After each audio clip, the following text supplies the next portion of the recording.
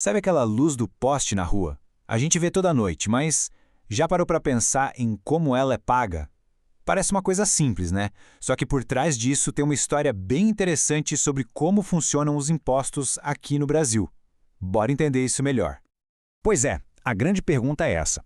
É uma coisa que mexe com o bolso de todo mundo, mas a lógica por trás nem sempre está clara. Será que existe uma taxa específica, tipo, pelo poste que fica bem na frente de casa? Ou será que esse custo também que escondido, diluído em outros impostos que a gente já paga?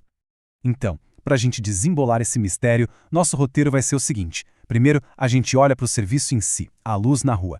Depois, vamos pensar, faria sentido cobrar uma taxa por isso? E o que o STF disse sobre essa ideia? Aí, a gente entra na diferença-chave entre taxa e imposto, descobre qual foi a solução encontrada e, por fim, entende como isso tudo se conecta com um princípio maior do direito. Bom, vamos começar pelo básico. Iluminação pública é, sem dúvida, um serviço essencial. Pensa só, ela traz segurança, permite que a cidade funcione à noite. É um benefício para todo mundo, não importa se a pessoa está de carro, a pé, não interessa, é um serviço para todos, universal. Ok, se tem um serviço sendo prestado, a primeira coisa que vem na cabeça é: quem usa, paga. Parece justo, né? A lógica seria criar uma taxa bem específica onde cada um pagaria direto pela luz que usa. Simples assim, certo? Beleza, mas o que é exatamente uma taxa na lei? A definição técnica tem duas palavrinhas mágicas, específico e divisível. O que isso quer dizer?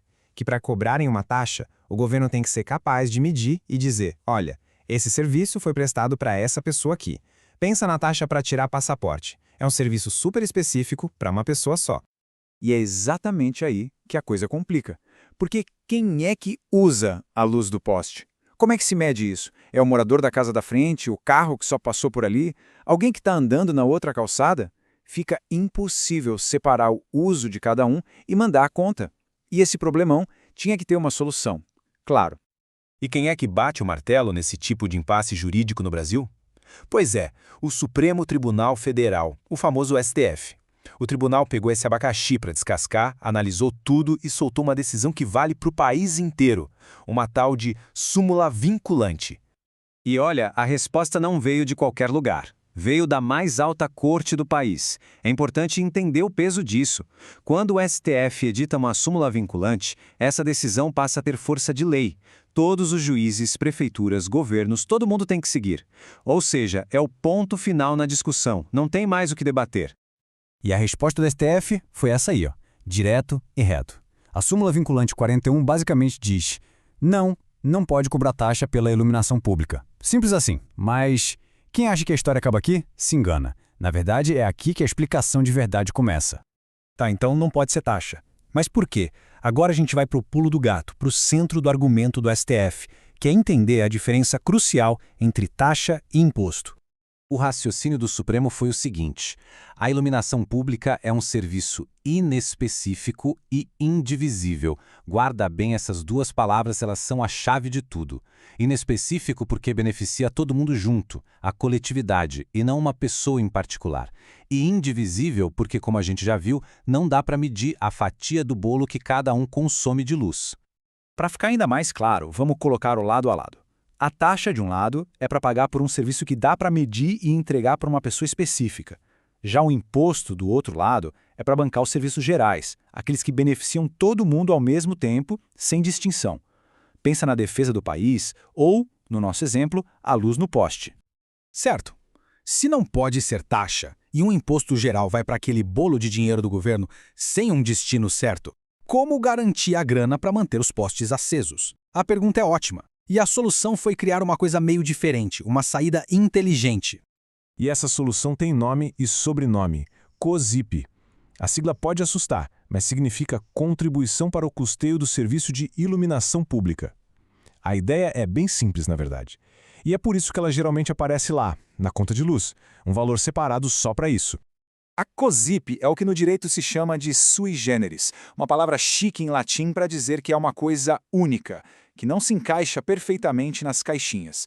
Pensa bem, não é um imposto comum, porque a grana é carimbada, só pode ir para a iluminação pública, e também não é uma taxa, porque, como já vimos bastante, o serviço não é individual. É tipo um híbrido, uma solução criativa que o STF disse, tá valendo, é constitucional. Beleza, agora que a gente entendeu o caso da luz, vamos dar um passo para trás e olhar a figura toda. Porque essa lógica, ela não vale só para o poste da rua, não. Ela revela um princípio gigantesco sobre como o Estado se financia e paga pelos serviços que oferece. Esse conceito de serviço geral e indivisível é a base para a gente entender como muitas outras coisas essenciais são pagas. É um modelo que se repete. Que outros serviços se encaixam aí, hein? Dá para pensar em vários. E o exemplo clássico, talvez o mais fácil de entender, é a segurança pública. Pensa numa viatura da polícia fazendo a ronda no bairro. Ela não está protegendo uma casa específica, certo? Ela está protegendo a comunidade inteira. O benefício é geral, é indivisível, igualzinho à luz do poste. E não é só achismo, não. Tá aí, ó, escrito em decisões do próprio STF. O tribunal usa exatamente o mesmo raciocínio. Se a segurança pública é um serviço geral e indivisível, ela tem que ser paga com o dinheiro dos impostos, e não com uma taxa de segurança cobrada de cada um. Então, para a gente fechar e amarrar tudo, a luz na rua é um serviço coletivo. Como não dá para medir quem usa o quê, não pode ter taxa. A saída foi criar uma contribuição especial, a COSIP. E esse princípio de serviço para todo mundo vale também para outras coisas importantíssimas, como a segurança pública. E para a gente terminar, fica aí a provocação para pensar. Que outros serviços públicos são assim indivisíveis e que por isso devem ser custeados por todos nós? A limpeza das ruas, talvez? A manutenção de um parque?